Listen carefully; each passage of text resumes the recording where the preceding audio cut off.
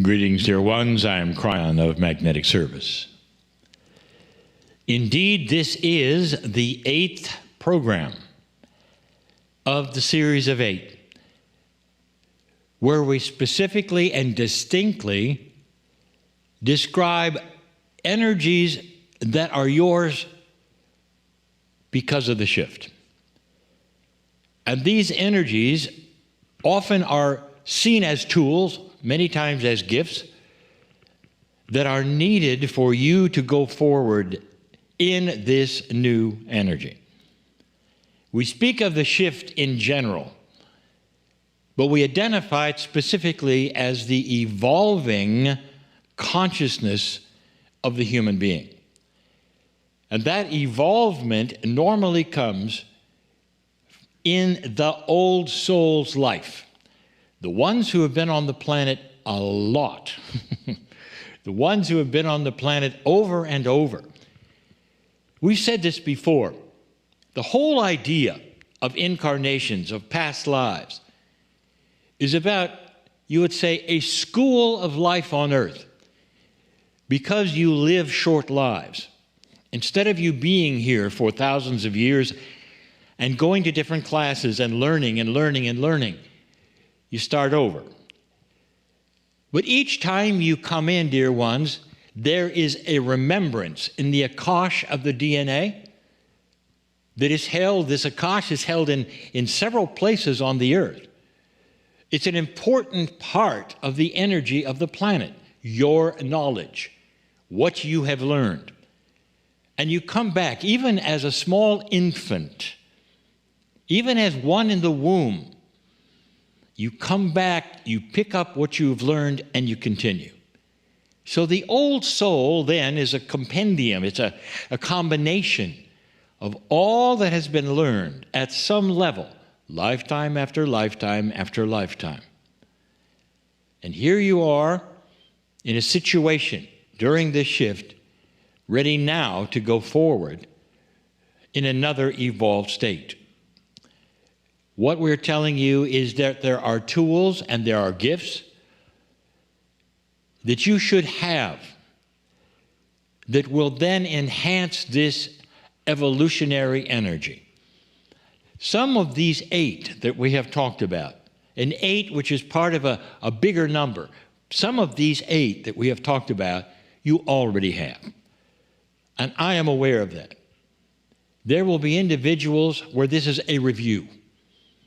And even when we get to the circle of 12 and these are handed to you by a bigger you, a self, a higher self, you will say, well, I think I have gone through that. And you have. And then there will be those who listen to this program who have none of them at all. Now, we have told you about this principle before. Not all human beings are alike. You learn at different levels. Many of you have been here far longer than others. There are some here, very special, and you're young. And although you have the attributes of an old soul, you really only have been here a few times. And yet you're still awakening to a bigger truth. That in itself is part of the new energy. A quickening, an awakening of those who have not been here near as long as some of the old souls who are also participating. This new energy is allowing those to awaken who have only been here a few times. I address those.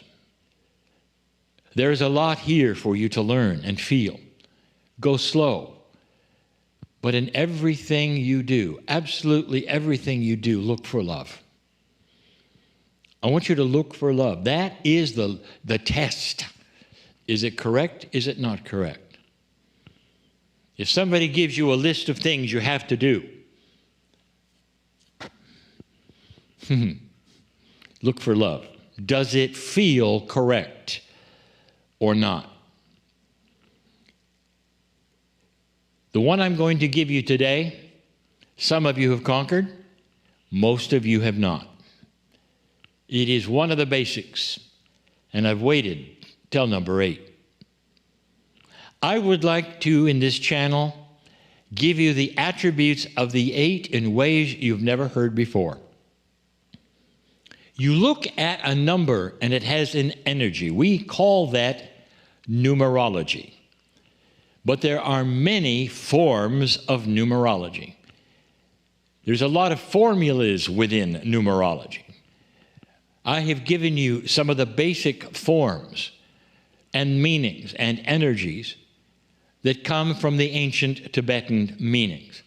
But there are many more. So let's talk about the 8, because this is the 8th program. This is the 8th tool and gift. 8 is a very, very special number because there are so many who wish to make it mean other things. The thing that you may not understand is that all the systems are correct. You don't have one that is correct and one that is not, because all of the meanings are somehow interrelated with the others. Now, this is a very multidimensional feeling, rather than having a linearity of one thing being true and everything else being wrong, which humans just love to absorb as their truth. Picture this, the 8. What does it look like? There will be those who go for what it looks like before they want to know about the energy. And that's fine, because it still has a meaning for them. The 8 looks like an hourglass, the passage of time. So some will see the 8 as an indication of the time that is passing and what to do with that time. That's valid. Time is passing. It's a new time. It's a time for you to learn about what the 8 means. There are others who will put the 8 on its side. The 8 then becomes the infinity loop. And they will say, well, 8 means the infinite of time. No beginning, no end. It's always in a circle, and it's infinite. It's a good meaning for the 8. In Tibetan numerology, the 8 stands tall as abundance. But it's abundance of whatever it is you're working with. The abundance of love, the abundance of wisdom, the abundance of experience on the earth that lets you do this very study or makes you want to do this study. So you have a very timeless number that's trying to tell you about the abundance of something. So I will now identify it, so you will understand what this 8th principle is. Here it is, as stated: triumph over worry. You knew this was coming, didn't you? Now, what is worry? There will be those who say, well, you covered this. This is really fear. Kryon, you've covered fear. Worry is not fear. Worry is an action. Fear is not an action. Worry is the human being concentrating on negative things. Very bluntly put, isn't it? It is the human being concentrating on negative things. Now, specifically, and here's where the hourglass comes in of the 8, you worry about what's coming. Very few of you worry about the now because you're in it. And there's nothing to worry about because everything that is happening in the now. So you tend to then worry about what's coming. That has to do with time. What if you could have complete triumph over worry? So there would be not a thought about, what am I going to do when this happens? What is this going to be like? What are they going to say? What's going to happen when this or when that? There are so many things to worry about, aren't there? In fact, I'll bet you, any of you, could make a list right now of what to worry about. Some humans not only make that list, they go through it every day. You know what that does? It changes your chemistry. It changes your chemistry. If you want to concentrate on what might happen to you and worry about everything that could, it changes your chemistry. Not only that, dear ones, I'll give you the big one. When you worry, your body sees you worry and thinks that this is the mode that you're most comfortable in. The body wants to cooperate with your consciousness. When it cooperates with a worrying consciousness, it changes its chemistry to cooperate with the worry. If you're worried about a disease, the disease will come see you. How do you like that one? If you worry about the worst kinds of things that might happen, they are the things that often happen. I would like to give you triumph over worry. I'd like to discuss it even more in the Circle of 12 tonight. But this is a tool, triumph over worry, which will change how your life unfolds.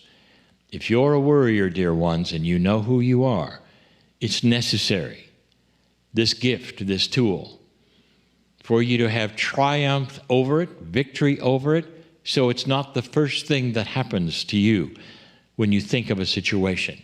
It becomes the last.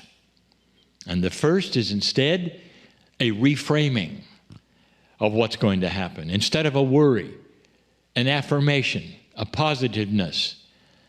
Even if you must trick yourselves every day for a while, when you catch yourself worrying, instead, I affirm the best thing, the most benevolent thing, not the worst thing. It's a tough one. We've waited till the end, perhaps, for the hardest one. But this is why, dear ones, you may, if you wish, give permission for this gift in your life, the end of worry. There'll be those listening to this channel who will not be listening to the Circle of 12, and I tell you right now that if you affirm that you're done with it, your body will hear it, agree, and you're on your way to reframing worry into positive affirmations, to things that'll work for your chemistry and not be against it, for a longer life, because you've chosen this path. I'm crying in love with you all, and so it is.